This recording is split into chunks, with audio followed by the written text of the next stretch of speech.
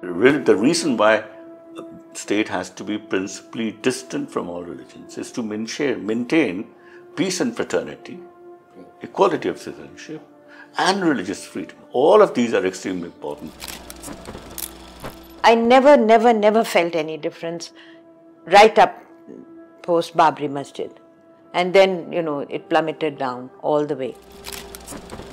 How would you respond to this critique that secularism in India has meant bashing Hindus and appeasing Muslims? Substantially incorrect. It was a trauma. All that women who went across the border, all that they longed for was one handful of dust from Panipat so that it could be sprinkled on their grave. That's all they wanted. जितनी democratic space को हम बचाएंगे, जितना free speech को हम बचाएंगे, उतना ही secularism बचेगा, और ये हम सब के लिए बहुत जरूरी है.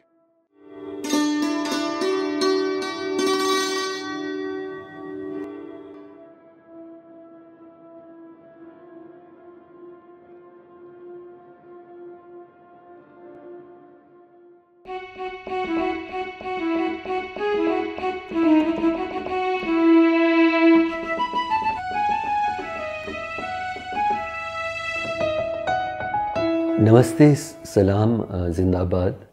I'm Harsh Mander and I welcome you to this episode on the theme Indian secularism, the principles and the practice.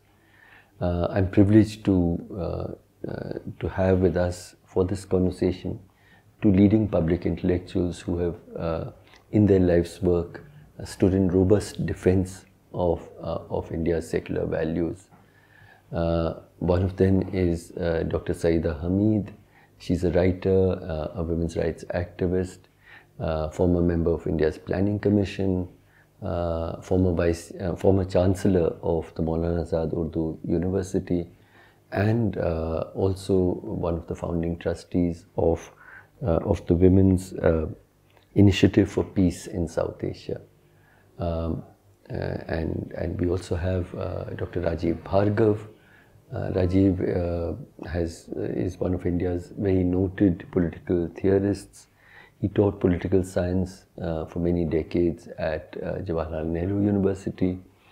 He was also the director of CSDS and has written extensively and very thoughtfully on Indian secularism, democracy, multiculturalism, and therefore I'm sure that with both of them we would understand both the significance but also the challenges that Indian secularism faces. Rajeev, let me start with you. You've spent decades studying and reflecting on the Indian idea of secularism.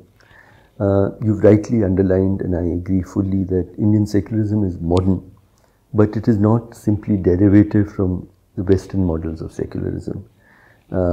It moves away from the idea of secularism in the context of countries where one religion is dominant into a context where there are many religions and hopefully no religion dominates the other. You've written about in the Indian idea of secularism. Some of your ideas are of principled distance of the state from all religions. You've talked about critical respect of all religions. You've talked about ethically sensitive engagement with the religious beliefs and practices of all people. So I wanted to ask you, would you like to elaborate a little more for our viewers? What do how would you understand Indian secularism as imagined during our freedom struggle and in the Constituent Assembly? So if you look at the conceptual structure of secularism generally, and I'm talking here of a political secularism, but it can also be social secularism. The idea is that, particularly in political secularism, the idea is that the state and religion must be separated from one another. Is that the idea in the Western context? Yes, that's why it's generally. And I would like to add, when it comes to secularism, rather than just a secular state, secularism comes in when this separation between religion and state is for the sake of certain values. So in the West, when we're talking about the United States of America or in France, and these are also very different from one another, religion and state, and actually there it's not religion in general, it's the church.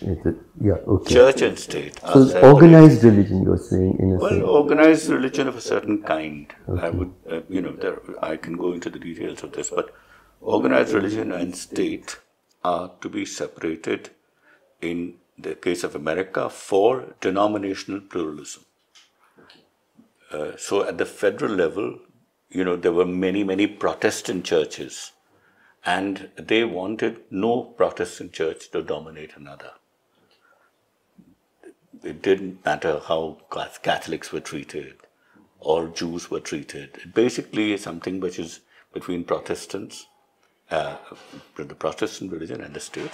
And the idea was that no Protestant church should dominate or be established and therefore be given monopolistic privilege, and that there should be a pluralism in society. Different churches can be present in society, and the state will not privilege one or the other.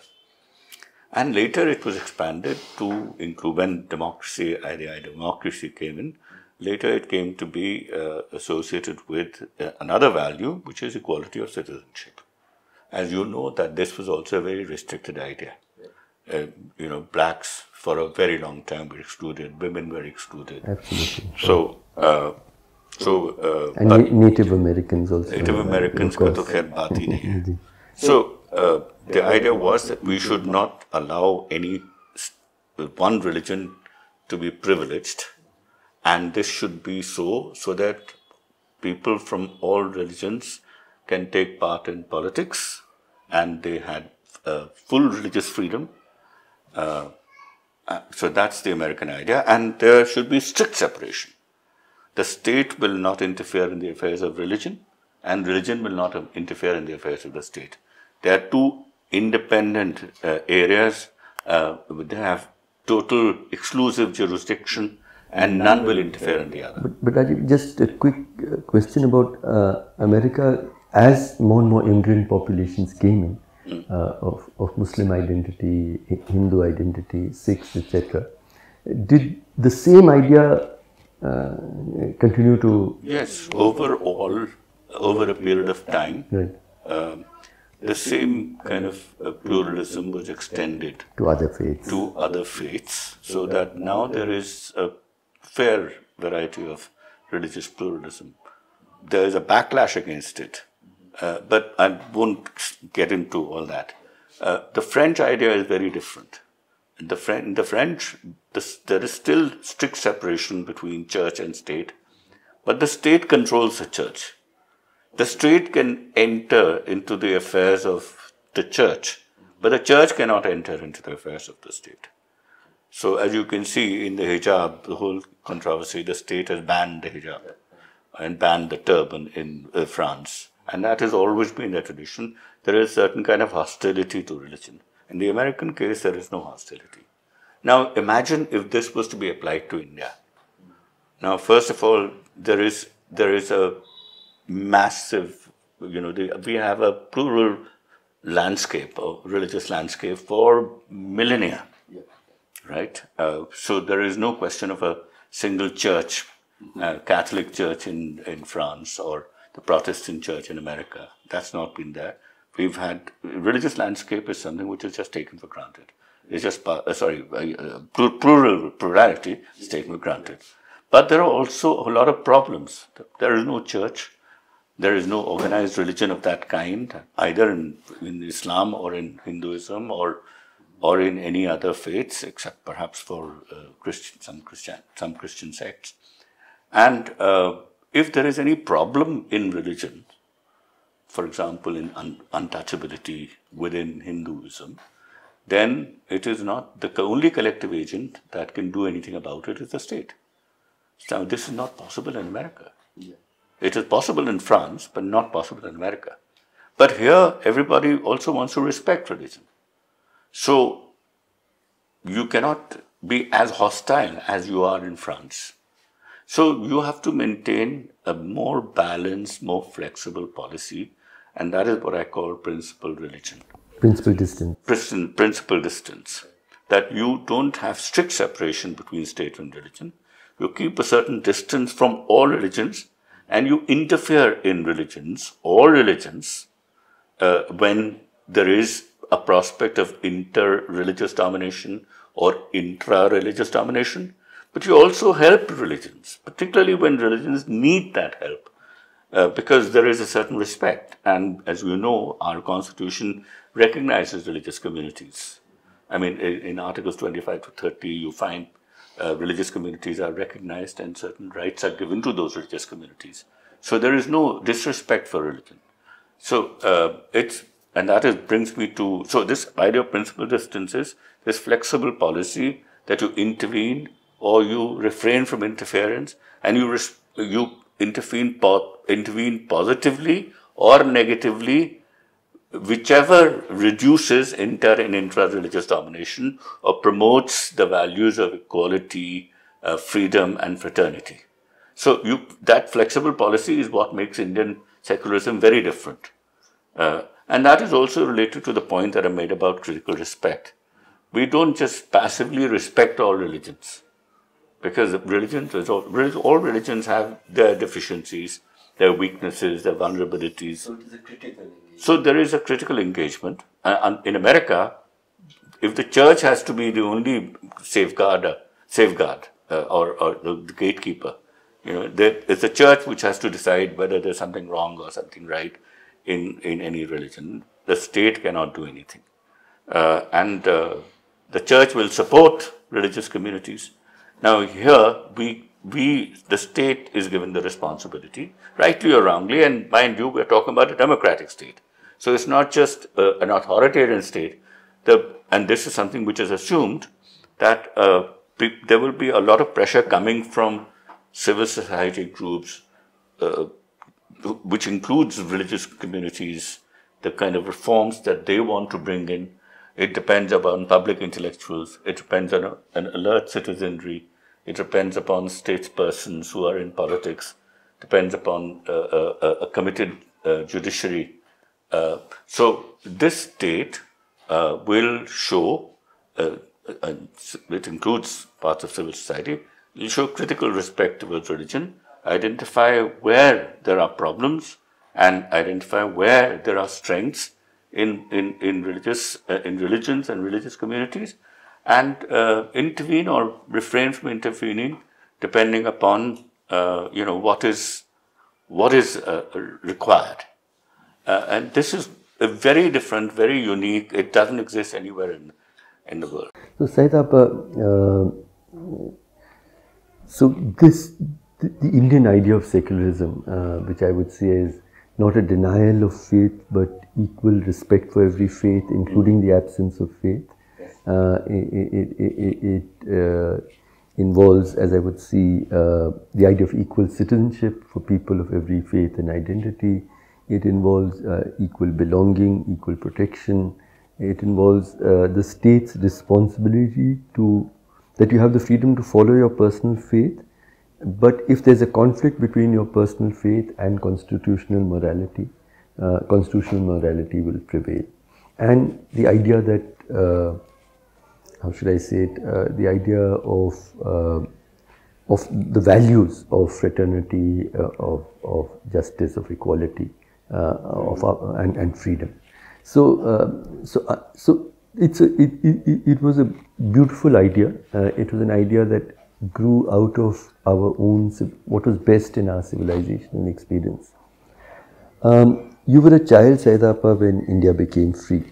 You too would have memories of the early decades of relative idealism and hope. when this country was and its people were building a new and free India. So before we come to present day India, I just wanted to call upon you to recall your memories of those early years of India's freedom.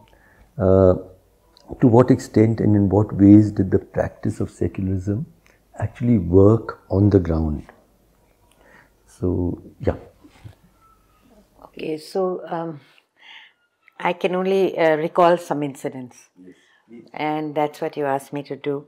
At the time of partition, I was very small. I was not even in my hometown, which was a place called Panipat, but in Pune, of all places. But I heard that, and it was a traumatic experience. My entire family, like 97% of my family, were herded into trucks and pushed across the border by mutual agreement between the two governments. And mostly the men were in other cities working, but the women who were there, they just put little notes on their houses. We're just going for a few days, we'll come back, handed the keys to their neighbors, and they cried, and then they left.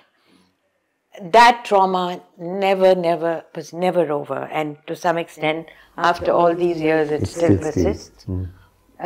So that was one, and all that all the families went there. Very few families stayed here, and you have the photograph of three leaders: Maulana Azad, Mahatma Gandhi, and Pandit Nehru. You know, it was the influence of these people that was the result why my father and a couple of his brothers and few relatives decided to stay back. They were really anchored. They would not want to leave. So later on, I'll tell you this, the speech that Maulana Azad made in Jama Masjid, but it'll come later. So it was a trauma. All that women who went across the border, all that they longed for was one handful of dust from Panipat so that it could be sprinkled on their grave. That's all they wanted. And I mean, as a small child in Bombay, I could still recall, nights where they wailed for those who went away and those who were left behind and those who would then join them because everyone couldn't go. So that was one. And the second thing I want to recall is, since this is such an important discussion that you have visualized, is that I was very small, and we moved from Bombay to Delhi. My father went to work for Maulana Azad at that time, and in a place in Delhi, there's a place, and I'm sure everyone knows Sujan Singh Park, and we got a small flat there. I went outside to play with children, and they kept asking my name, and I had an instinct that I won't mumble my name. So I mumbled and mumbled, but some point I was caught. And that time the children said, "We won't play with her, she's a Muslim." So then I hung around the house, and my father kept saying, "Why don't you go out and play?" No. So anyway, revealed the story, then this long thing, I wrote about it, he made me write it, and I got international acclaim at the age of 7 or 8 because of that story. But the point was that is where it was like a watershed point in my life. After that, there was no question of, and how, I remember the first person who came to my rescue was a man called Khushwant Singh as a child, and he said, no, she will, so after that, there was no difference. I never thought of myself as a Muslim, when I went to my first school, and maybe some of you went to the same school, that whole difference was completely eradicated. And whether it was, I was probably one of 3 or 4 Muslim children in that school, but mostly Hindus and Sikhs and all, whether it was Shami kebab or whether it was parathas or whatever it was, we shared, the food. There was no, after that, it was like rise and rise and rise. And later on in life, when I was, all over the country in my work with various organizations. I never thought that, I always wore a very simple cotton sari. I never wore anything else. I never thought that, you know, am I with the tribal women? Am I with the scheduled caste women? Who was I interacting with? It made no difference to me. And that root had to do with this experience of mine when the children said that we won't play with her. So that persisted, and it was like a, yeah, I mean, my whole life just unravels on that basis. And so anyway, that's a later subject. Can I just say one thing, and that is that when citizenship is decided, we were talking about equal citizenship, but here citizenship and belonging and citizenship are very deeply linked to each other. Here, citizenship has been decided on the basis of religion, and you've been, a new country is born, which is only for a particular religious community.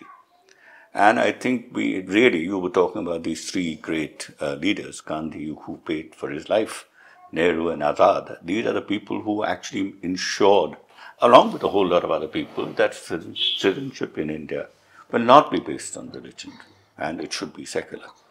So the roots of secularism really, the secularism was already there in the minds of a lot of people. There was a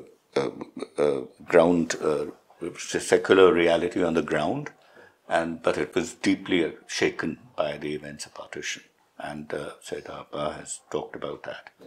But because of these great figures and certain people in the early decades, you had a certain real secular state, and which encouraged a secular society and did not allow deep prejudice to overcome the sisterhood and brotherhood that existed among people and the attitude of the state.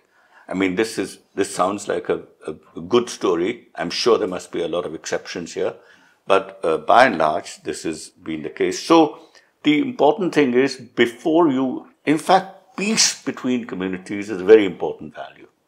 And I talked about fraternity as a very important value. And secular state in India, the reason why a state has to be principally distant from all religions is to maintain peace and fraternity, equality of citizenship, and religious freedom. All of these are extremely important values. And I think I wanted to say that because of where she started, Syeda. Peace is very important, and the moment it's disturbed, it can lead to huge problems, and the perpetuation of prejudice, and which she faced, and which a lot of people are facing today. But anyway. But Syeda, just a follow-up question to both of these. We will talk about present-day India and the anguish that Indian Muslims are facing and expressing, and I've had literally hundreds of conversations. And one question that people continue to ask me, especially young people who've not seen the India that you and I and Rajeev have had the fortune of seeing, they ask, was India always like this? Were we as a society always like this? Or has India changed? So my question is, from your memories of childhood as a young Muslim girl growing up in India post-partition, do you feel that there was genuinely a sense of societal respect for all faiths, a societal recognition of equal rights and belonging of people of minority communities? Harsh, Rajeev,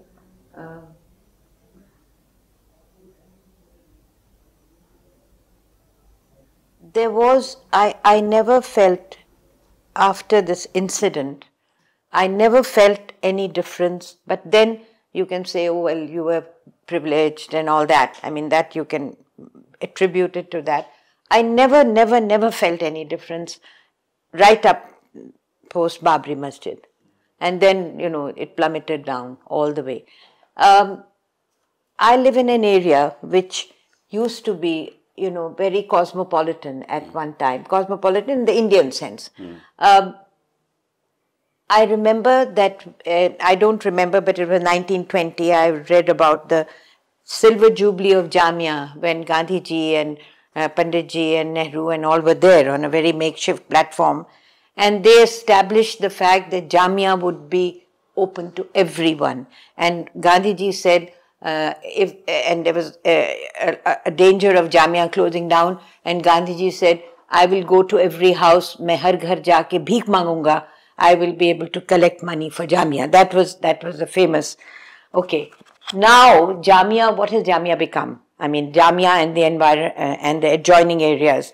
After when Babri was demolished, we set up a kind of a citizens group of Jamia in 17 surrounding areas, where we said, and there were a lot of RSS people there, and you know, people from all political denominations, and we said we will never let any kind of communal thing creep into our whole 17 district. That, and everyone was on the same page. But now, in terms of the fact that now people are trying to come into this Muslim ghetto, it's become a Muslim ghetto, and it's something which is so tragic for me that it is like people are just selling their houses and coming into little areas and just crowding that place. It has very bad amenities and so on. That is a great tragedy for me. Actually, you know, one Sharnarthi boy, I heard the story, and his name was Jitinder, and later on he became very big in Toronto and all that. He was rescued by Jamia people from the train and brought to Jamia, and actually this is a very interesting thing, that when the Maghrib and the Isha and the Zuhur and Asr prayers, then they installed a little Krishna or some little murti and said, okay, now you pray here and we'll quickly say our prayers and we'll come back to you. I mean, and those were all Muslims, you know. That was our India. I mean, I'm also a partition family, and and yet we never heard bigotry. You know? So it is true that there was a time when India, as a society, was also secular, and its state was also sort of much more honest to that idea. Yes, I mean, I completely agree. I mean, the role of leadership and the role of the state is extremely important in all this. Yeah. And look, I mean, the horror of partition shouldn't be underestimated. And one of the mistakes that we made was not to have taken the aftermath of the partition seriously enough. We should have had small committees of truth and reconciliation everywhere. Absolutely, I totally which we did agree. not. We've not. We became complacent. We depended too much on the state. And because the state at that time was exemplary in some ways, led by Nehru, and let's not forget the martyrdom of Gandhi. I think that made a lot of difference to putting all the inflammatory things. It didn't bury them, but certainly put them. It doused the fires. Yes. But you know, Delhi. We come from the same school, and you know, she was much older to me, but we come from modern school, and there was a subterranean prejudice. The fact that there were 4 or 5 Muslims, and that's nothing to do with the school. The school was very open, very good, and we didn't feel it at all. But if we look back, and if I talk to some of my friends who happen to be Muslims, I know for a fact that there was a slight feeling of being left out. So, and it's not unnatural for that to happen in a city which has a vast number of people who are actually victims of the same partition. You know, a lot of Punjabi, I mean, my Tani, I mean, she comes from a very different background. Your wife. But my wife, Tani, her father was hacked to death in Lahore. As soon as he was arrested on false charges, he was a professor. And as he came out of the court, he was hacked to death. So, but not, like Tani's parents. Again, no, they never, not a hint of communalism, right? Exactly. All their friends were exactly the same. people from Faisal, Sardar Jafri, they all came, and Sajjad Zahir, all of them. I mean, Faisal came and stayed with Tani. Ali Sardar Jafri actually wrote something. He wrote a book of poems and dedicated it to Tani at that time. So, there was not a hint of that. So there were people like that, but I also know that there must be people who were living with, putting up with this, but were not quite happy with it. But everything was very much under control. And yet, go back to 1969. We had the first major riots in Gujarat in 1969. At that time, we should have woken up. And realized that there has been so many incidents of that kind in the 70s, in the 80s. Malayana ko bhulna jaiye, Bhagalpur ko mat bhuliye. I mean, the riots after riots in the whole of the 70s and the 80s. We should have realized that we needed some work to be done. Society, dono hi cheezein thi. There was a lot of camaraderie, sisterhood, brotherhood, but there was also prejudice. But I think the weight was much more in the direction of coexistence with peace and respect. Absolutely. I think that these are contained. Contained. Rajeev, a criticism that is frequently sort of we hear today is that the word secularism was never part of the Indian Constitution in its preamble when it came into force in 1950. It was brought in only by Indira Gandhi much later. So some people say secularism isn't really essential to constitutional morality, to the idea of India. Do you agree? Absolutely not. There's a difference between a concept and the word. The concept of exactly what I mentioned, principal distance with all religions, critical respect towards all religions, the values of equality, fraternity, freedom, justice, and opposing inter and intra-religious domination. Intra is gender-based or caste-based domination, or what? All of this is there in the Constitution. The word is not used. Okay, and there are good reasons. I mean, Nehru in his writings had openly said that I am not very comfortable with the term secular. He said I am not comfortable with the term religion either. He's not comfortable with either of these two terms. But the fact is that we have to use them because everybody uses them as part of public discourse. And I think there must be a good reason. I mean, secularism had come to mean so many different things. I mean, what if people associate secularism with American or the French model? Absolutely. So I think there are good reasons, and there were a lot of debates that took place in the Constituent Assembly. There must be a good reason why all these wise people thought that we chhod dete hain isko. The word is complex because it's very complex. I mean, I sometimes think that the French idea of secularism would be to not encourage a young woman to wear a hijab in a class. Yeah. In India, it is to defend her right to wear the hijab, and we both call it secularism. So maybe that was the problem. But it is a word it was an idea that informed. I'm afraid sometimes I feel that introducing that word in 76 or 77, whenever that was introduced, is it an accident that some of our problems have started with that?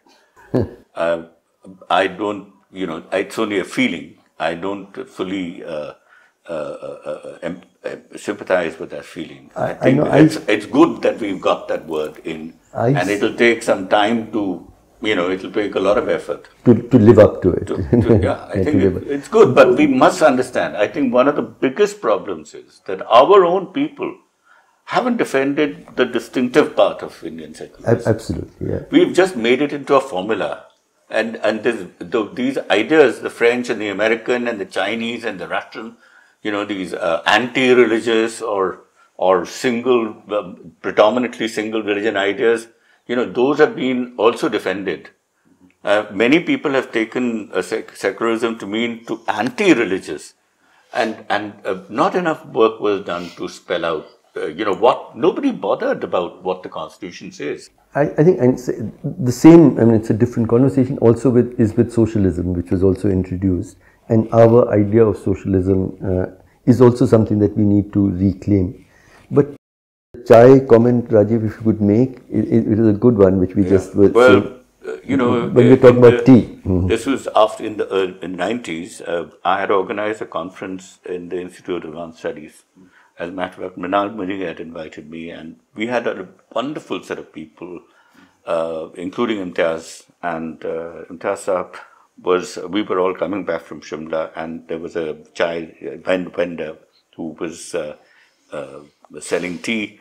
And Imtiaz Saab made this wonderful comment. He said, "Dekho, ek zamana tha jab Hindu chai aur Musalman chai बिकती थी platform पर, लेकिन हिंदू और मुसलमानों के दिल एक थे, और आज एक ही चाय लोग पीते हैं लेकिन दिल इतने बट गए हैं." And I think that was a very telling comment. वही बटते हुए दिलों की बात, सईदा पर, you're as an Indian, as a woman and as a Muslim, how do you evaluate the practice of secularism today in society, in India? We're talking about also the practice of secularism by the state, what Rajeev calls political secularism. But I'm even more anxious about the societal practice of secularism, how people of diverse faiths, do they relate? Today, do you see us relating across faiths with respect, or with intolerance? How do we deal with difference in society today compared to the time when you were a child, or even the time when Rajeev and I were children? Well, I think that, again, it's a matter of, where you come from. If you come from a point of privilege, you meet only the people who interact like you do. And so, I mean, like, I don't personally, I've never personally, after that one incident that I told you about in Sujan Singh Park, personally, I've never encountered, personally. But all around me, what we hear, we see, in terms from the highest echelons to the lowest, what we see this, absolutely emasculation, hatred, the complete rejection of anything which is Muslim. And yet you go into my gullies and mohallas of where I live, and the best of food and the most wonderful mahal atmosphere, people mill around like they go to see some ajuba, anyway. Now, for me, one of the most telling experiences of my life has been the story of a story that was written by K. Abbas called Sardarji, and it was also called Meri Maut. And on that basis of that story, which was all about communalism and how a Sardar gave his life to save his neighbors, which happened to be, the neighbors happened to be my father's younger brother and his family. He gave his life. So he wrote it in a very ironical way, Meri Maut. And now listen to what happened. Both India and Pakistan declared Abbas as Wajibul Qatl, Wajibul Maut. Matlab, Pakistan thought he was anti-Pakistan, India thought he was anti-India because he wrote this story. And then when he recited it at a bunker where Sheikh Abdullah had sent him in Kashmir, and to a bunch of Sardars, they said, "Are you that Abbas who wrote that story?" He said, "I am." And he was a very timid sort of a person. He said, "Oh, then you are Wajibul Qatl." He said, "Listen to my story." And at the end of when he recited his story to these Sardars, the Sardar regiment in the bunker, then they said, "Now we declare you an honorary Sardar, and you have to drink rum." And he who never drank a drop of any liquor had to down that rum. I mean, this was amazing. I mean, he was very, very positive. So none of this contaminated his thinking, and this is what we grew up in. After you you displayed this image of Gandhi, Nehru and Azad, I redid my house yesterday and I have 3 images in my house. One big image of Azad, one big photograph of Allama Iqbal, and my father. My father was the kind of link between me and Azad. Azad I have done all my life. But Azad who spoke and wrote about the fact that, you know, you have to, he said, the idea of Pakistan was a mistake. I told you about it. I berated you for it. And when I lifted my pen, you broke my hand. Whatever I did, and he was scolding and berating the Muslims at the steps of the Jama Masjid. So I've grown up on that, and these were the people who taught me that there is no difference. That is why I lived so many years in Canada. I got a Canadian citizenship. I got a very important job in the government and so on. And I relinquished everything. And I came back, and then I struggled because my phone hadn't rung for 25 years.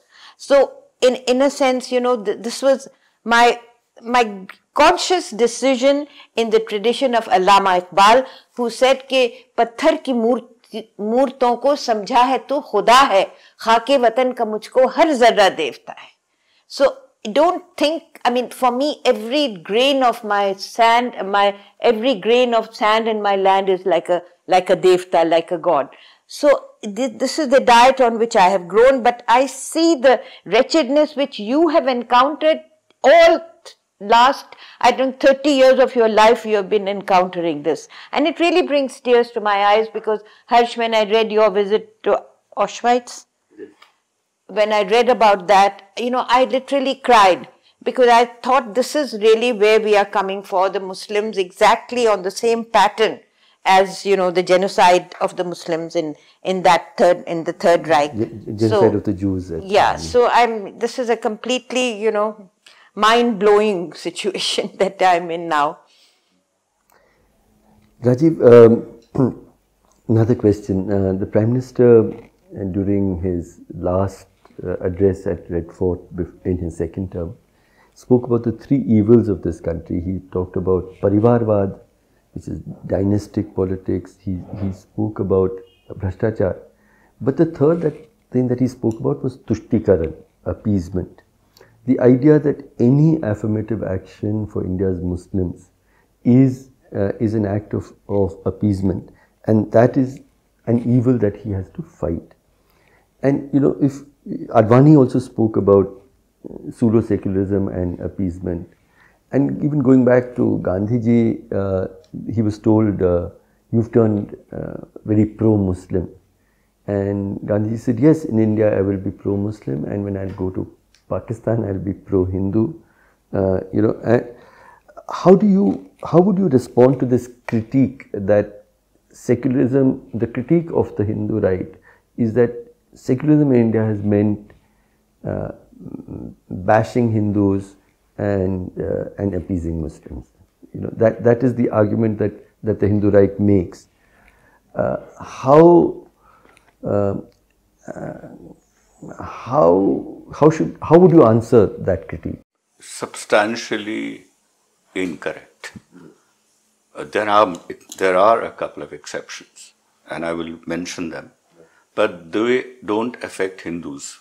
They affect the most vulnerable sections of Muslims. When in the 1980s, for the kind of advice that I don't know who gave Rajiv Gandhiji, some concessions were made to the orthodoxy. I mean, I don't understand why the satiric verses were banned first in India when there was not even anybody asking for it. I don't know why the gates of the Rama Janmabhoomi Babri Masjid were opened. I don't know why Shah Bano, a new law was passed, which was against the judgment of the court. I have no idea why who does it benefit? It benefits not the ordinary Muslim. It benefits the fanatical wing of the Muslims, and it benefits Muslim orthodoxy. Unfortunately, people who are the loudest and the most fanatical and the most loudest and more orthodox, they are the people who the governments listen to. So you can say that these are some instances of appeasement, but you see, it is appeasement to one section of Muslims, to the detriment of other substantial section of Muslims. And it is not Hindus should be concerned about it. I mean, as Hindus, because they are also citizens of the country, and as citizens of the country, we are concerned about everything, regardless of what is, whether we are Hindus or Muslims.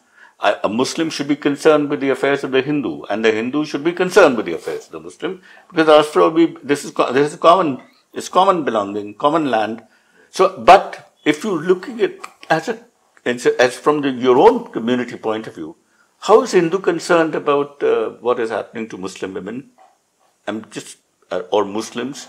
Nothing. Unka kya jata hai? So it's only if you take a communal standpoint, then this whole argument of Tushtikaran is crazy.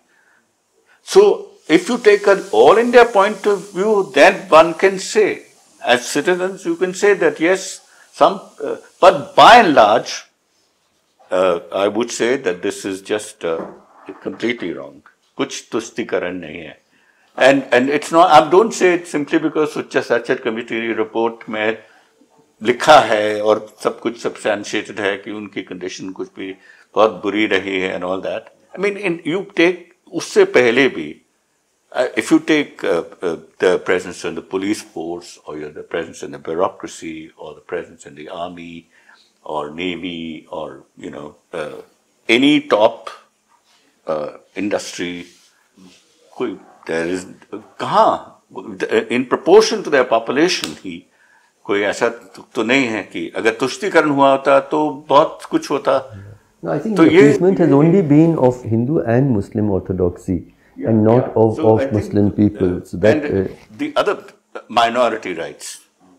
See, you can see it as a privilege, but you can see it as also, not a duty. It's something that is granted to a section of society because other sections are getting them routinely.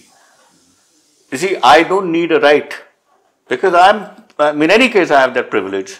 You are given a right because you are probably not going to get the same thing routinely that you deserve. So, I'll give you an example. Supposing I have I'm physically challenged and I cannot go up the stairs. I can't walk run up the stairs. 90% of people are able to do it. But pregnant women, old people, people who are not able to walk because they've lost their leg or, they need something. Now, when you give an escalator to them or a lift to them, you're not giving anything special. You're just making them do what others are able to do routinely. Absolutely. So this is the nature of a minority right. It is not a special concession. It's not a privilege. It's a good point. Yeah. It is what they need to get some level of equality. Yes, to get the level of equality which others need, which already have. Syeda, I'm just struggling with our time. At a time when the principles but also the practice of secularism today is under such grave attack, I wanted to ask you, what do you see as the mood of Indian Muslims today? Is there hope? Is there despair? Is there rage? Is there a sense of betrayal? How do Indian Muslims, women, men, young people feel about their future in India, in which secular democracy seems to be collapsing? All of what what you have said in terms of how they are reacting to the environment in which they find themselves. All of those words, I think, are all absolutely right on. Rage, betrayal, despair, all the synonyms of, but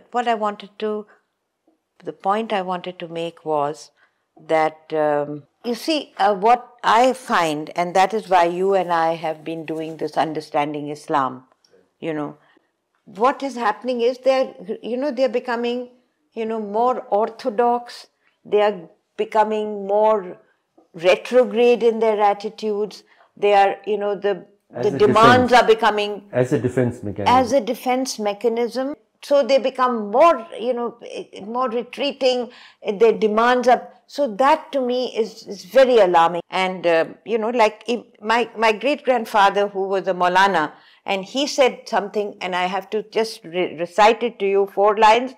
He said, तुम अगर चाहते हो मुल्क की खैर, न किसी हम वतन को समझो गैर, हो मुसलमान उसमें या हिंदू, बौद्ध मजहब हो या हो सिख बंधु, सबको मीठी निगाह से देखो, समझो आंखों की पुतलियां सबको, मुल्क है इत्तेफाक से आबाद और मुल्क है इत्तेफाक से आजाद.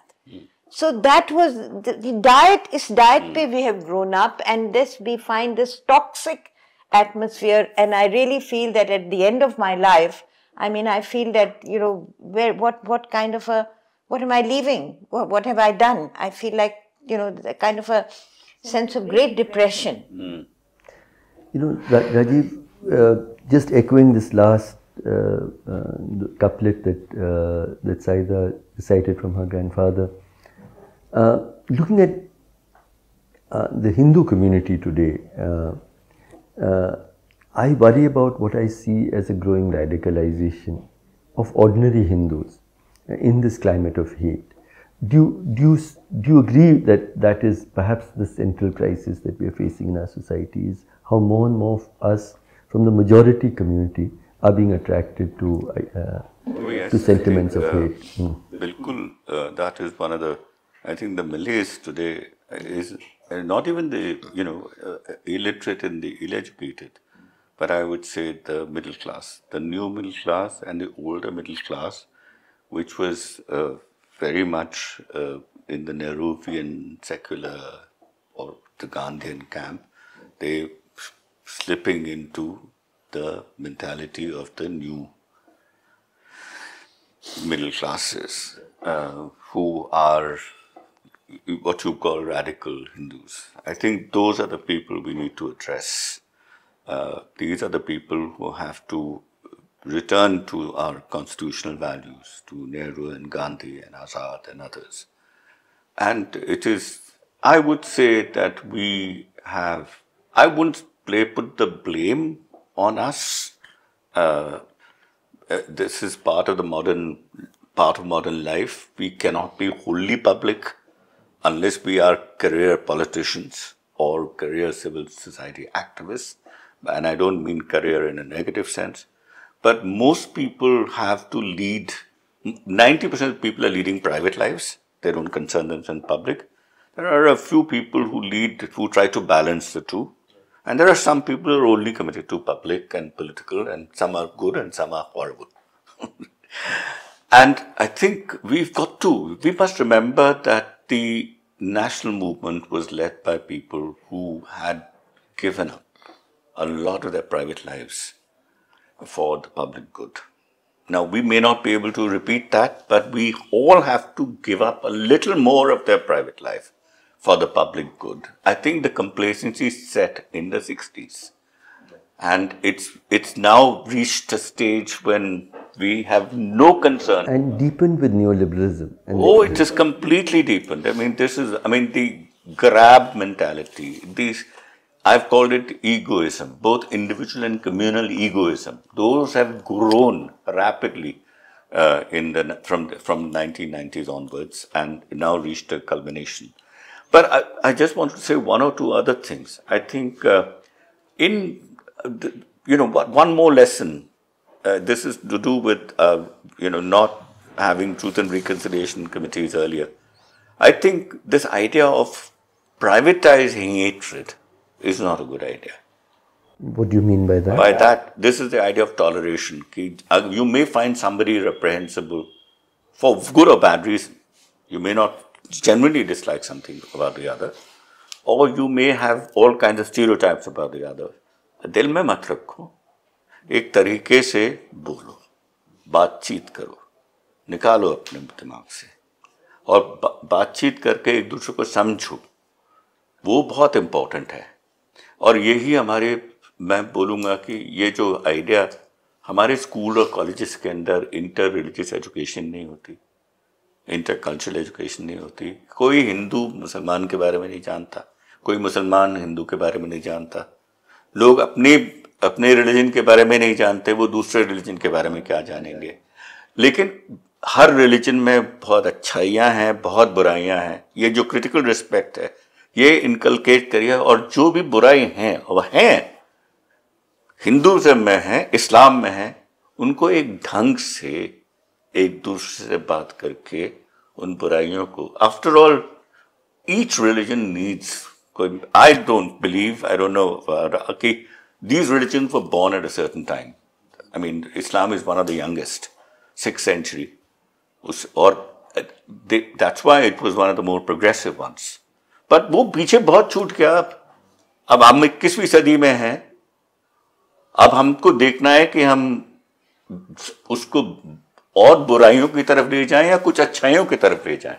Feel that we should have more dialogue, even we should have more discussions. हमारे स्कूलों में होना चाहिए, हमारे पब्लिक स्कूल्स में होना चाहिए, और हमारी पब्लिक फोरम्स में डिस्कशन होने चाहिए, अच्छी बुरी बातें सबको, लेकिन एक ढंग से, in an atmosphere of openness and with liberality, because we've seen what has happened.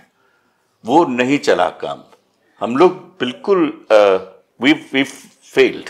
आपने कहा ना कि we should converse, we should talk, we should. So, that's where one of the most important iconic poets said, गुफ्तगू बंद ना हो, बात से बात चले, जब तलक वक्त मुलाकात चले. And then Jafri Saab, who dedicated a book to Tani, wrote, तुम आओ गुलशन लाहौर से चमन बरदोश, हम आए सुबह बनारस की रोशनी लेकर, हिमालय की हवाओं की ताजगी लेकर. फिर उसके बाद ये पूछे कि कौन दुश्मन है. The beauty of these people who recited in Muharram, Gopinath Aman, Gopi Chand Narang, they came and recited the whole tragedy of Karbala in our house. I didn't even know what Firak Gorakhpuri was. Much later I found out he was Raghupati Sahai, Firak Gorakhpuri. Because there was no difference, and that whole guftagu has to, that's what I wanted to say, Harsh. So Syeda, just before we close, I recall a speech by Maulana Azad, and maybe you could talk a little more about it, when he said that if I have to choose between, if Angel Gabriel sits on top of Qutub Minar and asked me to choose between Hindu-Muslim unity and independence, he said I would choose Hindu-Muslim unity. Because if Swaraj comes late, the Indian people will suffer, but if Hindu-Muslim unity breaks down, all of humankind will suffer. Because we have to establish a way that people of diverse faiths and identities and cultures can live together with peace. So, so how do you respond? How do you? That was a speech in 1923, and it's very beautiful in Urdu, and I brought my English translation, and you have summarized it very beautifully. No, I mean exactly what you said. अगर फरिश्ता आसमान की बदलियों से उतर के मुझसे ये पूछे, that kind of a question, and then I would say, so that, you have summarized it very beautifully. But the capacity of people to berate the public, scold them, not for a moment think, when they lose votes or what. So he was standing on the steps of Jama Masjid, and there were huge crowds, and they were desperate. They wanted to leave, go to Pakistan, because that was 1947, October 1947. And he scolded them. And he said, do you remember, I hailed you, you cut off my tongue. I picked my pen, you severed my hand. I wanted to move forward, you broke my back. I tried to turn over and you injured me. When the bitter political games of the last 7 years were at their peak, I tried to wake you up at every danger signal. You not only ignored my call, but revived all the past traditions of neglect and all the past traditions of neglect and denial. As a result, wohi perils, those perils are surrounding you today. And what was he saying? He was saying that the partition of India was a fundamental mistake. The manner in which religious differences were incited inevitably led to the devastation that we have seen with our own hands. unfortunately, we are still seeing. To be able to say that and say that to crowds and crowds of Muslims, the courage it took, and this was translated by not by me but by Nehru. So I mean that kind of the camaraderie, the understanding, the humanity that they had, and I feel that to be able to speak to them without any fear of any kind of a backlash or I'll lose votes, and he didn't give a damn about it. And I think that Nehru didn't give a damn when there was Gandhi and when कुछ भी बोल देते थे जो अगर किसी quote unquote मुसलमान का दिमाग ठीक नहीं है तो वो उसको सीधा बोलते थे बिल्कुल. And when कि तुम क्या बकवास कर when Nehru was going by Bhogal and he's in 1947 rushing to Jamia because Zakir Saab had given a desperate call to him, and he saw they were burning a Muslim shop. He just got, and it was only with one bodyguard or driver or someone. With his danda he ran and he went into there and he waved his danda and he said, "Will you stop?" Like that. That was, we don't. I mean, these are things which have become like a fairy story now. So we cannot end without hope. I think in the darkest of times, hope is a public duty. So I wanted to ask you both that at a time when the secular idea of India seems so much, seems to be breaking down every day, both political secularism but also societal secularism, which I find much more worrying. What do citizens need to do to defend the secular idea of India, and do you see hope, and if so, where? So just 2 lines from you and 2 lines from you, please. मुश्किल है पर ज़रूरी है. We cannot do without it, as you rightly said, and I have hope in all those ordinary people who are not affected by wealth, fame, power, whose ethics is intact, because these are the things that really corrupt people. Not just money, but fame and wealth also corrupt people. Fame and power and wealth also, fame corrupt people. I think these are the people who still have their ethical moral compass, and they are the ones who will save us. And I would also say that if we fight, see, today it is very important not to overburden the one community to carry the project of saving the country. What do you mean, one community? Muslims को मतलब secularism, मतलब it becomes a secular, मतलब Muslims ऐसा नहीं है. हमको सब जितनी democratic space को हम बचाएंगे, जितना free speech को हम बचाएंगे, उतना ही secularism बचेगा. और ये हम सब की लिए बहुत जरूरी है. And people like you and Rajeev and so many others who are in my heart and mind, you're at the risk of your lives. You are struggling and not giving up. So that is what gives me hope. People like you who are, I see them all over, and I can only end with the line from Faiz Sahab, one of his favorite poets and your favorite. And at that point when he was desperate, he said, "Dil na umeed to nahi, naakaam hi to hai. Lambi hai gham ki shaam, magar shaam hi to hai." So I take it from there. I mean, like, it means that my heart is hopeless, but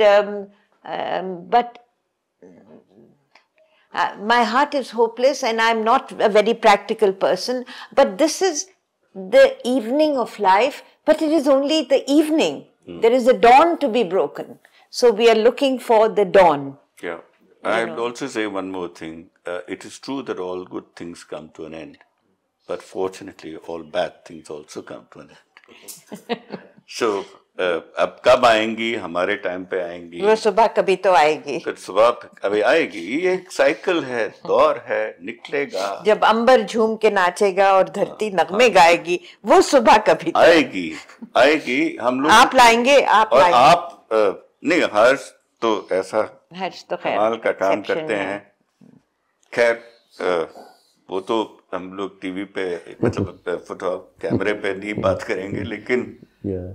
So my friends, so thank you. This was a really wonderful discussion. In this conversation, we first recalled the idea of secularism as being essential to the idea of the building of this new country, where everybody of every faith would have equal rights, equal belonging. Where the state would have a principal distance. We talked about an India in which, in the early decades, there was an idealism. It was not perfect. The shadow of partition did already fall on the country, but it was a time when we still recall true friendship. And a mixing of cultures, of standing together. We do now see a completely transformed land where both the principles are being attacked of secularism and its practice with a growing radicalization of society. We're seeing that. We're seeing our Muslim brothers and sisters increasingly slipping into despair and anger and to some extent, as Syeda also said, into going back into orthodoxy as a way of responding to these times. But in the end, as you said, this is evening, but the dawn will come. Martin Luther King said the arc of history is long, but in the end it bends towards justice. I think the arc of history is long, and in the end it will bend towards love. And that is the India and the world that we must build.